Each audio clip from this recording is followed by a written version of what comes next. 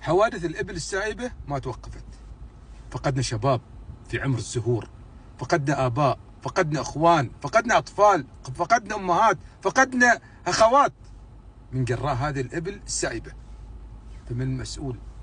ذكرتنا بمثلثات الباطنة قبل 2010، مثلثات الموت.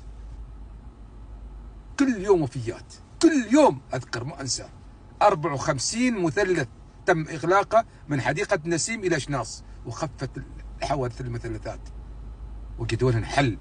والآن نرجو من الحكومة العمانية الله يحفظها ويبارك فيها، وهي قادرة أن تجد لنا حل في موضوع الإبل السائبة.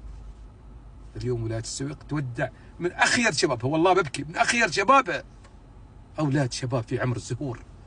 إيش ذنبهم بسبب دهس جمل أو إبل في الطريق؟ نرجو النظر في هذا الموضوع. بارك الله فيكم.